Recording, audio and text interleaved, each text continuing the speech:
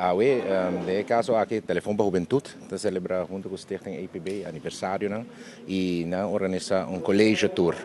Com começar, do setor econômico na APB, na onde que estimula jovens para mirar o rato de na mês de potencial. Tour, nós jovens na Aruba tem potencial e me também é cooperação entre duas organizações para motivar, inspirar nos jovens. Estava tem diferente pessoas que apresentado uma experiência de caso Giancarlo Espinal tata dia não que eu invitar para dar sua experiência com ela lanta de ambiente quizás um pouco mais difícil que qualquer jovem, pero tal logra sua meta de ter entrepreneur, de ter uma companhia de 10 bus no momento que está operar, eu cresce. Viaja mais é caráter, é dedicação, é perseverança, de mensagem que está agora terceiro adiante na cada de jovens aqui presente. Mas também mencionar que o jovem mais interessado também em apresentação que está agora terceiro adiante e nós mestre felicitar dia mais Telefone para a Juventude com projeto que está a trova logra a meta que nós põe como Ministério de Juventude.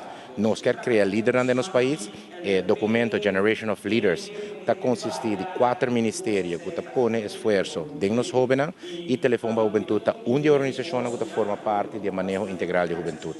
De caso aqui, está vice-jovem, guia jovem, como por estabelecer bom negócio, como por solicitar trabalho. De caso aqui, o Departamento de Labor também está envolvido no projeto aqui, onde está sim jovem no momento que vai fazer interview na trabalho, como para apresentar, como para fazer o mês melhor apresentável, como para preparar o mês para fazer interview aqui e para criar mais oportunidade para o emprego, ou amanhã para abrir a própria companhia. Telefone para a Juventude é de 17 organizações que nós subsidiamos, salário subsídio, de caso aqui também, por vista que o Telefone para a Juventude, junto com o governo, 16 anos passados, a Ward estabelecida na Aruba, junto com a sede da Aruba e tempo aí, está uma organização, viaja mais que está criando fundo nesse mês como fundação, mas que também está subsídio do governo. A essência de toda fundação na Aruba, viaja mais, mas está por criar fundo no mês também. O governo está ajuda, com aspecto personal, está dando subsídio para, por exemplo, recentemente nós nombramos um diretor para o Telefone para a Juventude,